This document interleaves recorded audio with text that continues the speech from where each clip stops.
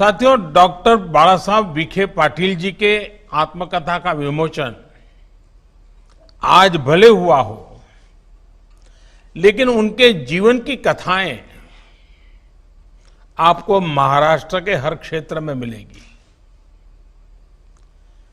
मैंने भी ये नजदीक से देखा है कि कैसे डॉक्टर विट्ठलराव विखे पाटिल जी के पद चिन्हों पर चलते हुए बाला साहब विखे पाटिल ने महाराष्ट्र के विकास के लिए खुद को समर्पित कर दिया था। गांव, गरीब, किसान, इसका जीवन आसान बनाना, उनके दुख, उनकी तकलीफ कम करना विखे पाटिल जी के जीवन का मूल मंत्र रहा है।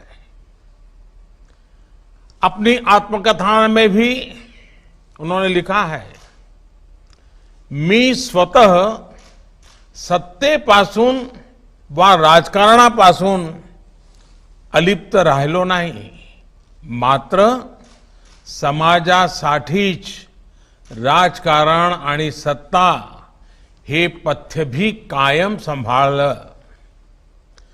राजकारण करताना माझ्या सतत समाजाचे प्रश्न सोडवण्यावर भर राहिला।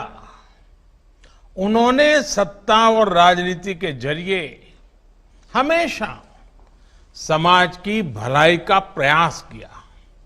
उन्होंने हमेशा इसी बात पर बल दिया कि राजनीति को समाज के सार्थक बदलाव का माध्यम कैसे बनाया जाए, गांव और गरीब की समस्याओं का समाधान कैसे हो। बाला साहब विखे पाटिल जी की यही सोच उन्हें दूसरों से अलग करती थी। यही वजह है कि आज भी उनका हर पार्टी, हर दल में बहुत सम्मान है। और यही बात अभी उद्धव जी ने भी बताई, देवेंद्र जी ने बताई, चंद्रकांत जी ने बताई।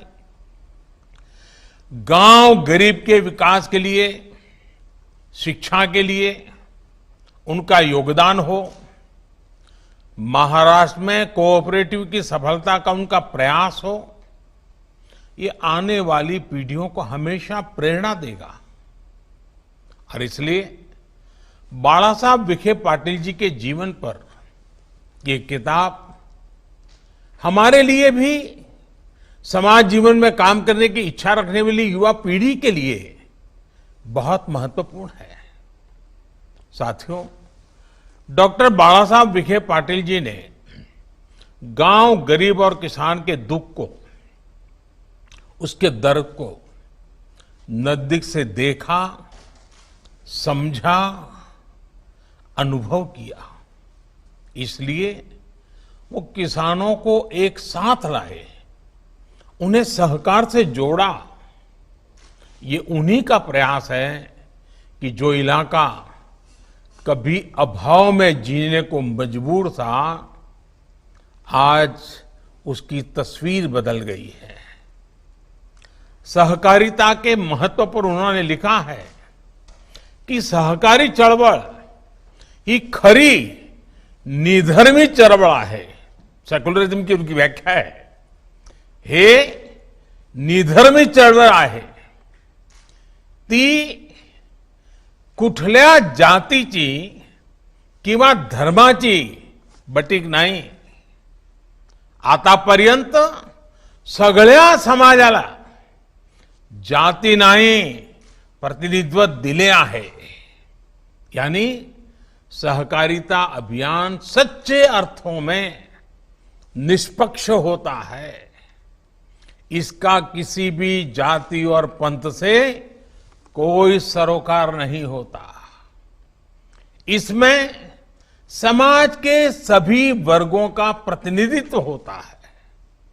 एक प्रकार से उनके लिए सहकारिता सबके साथ से सबके कल्याण का सही मार्ग थी। सिर्फ महाराष्ट्र ही नहीं, अटल जी की सरकार में मंत्री रहते हुए उन्होंने देश के अनेक क्षेत्रों में सहकारिता को बढ़ावा दिया, उसके लिए प्रयास किया। ऐसे में उनके आत्मचरित्र के लिए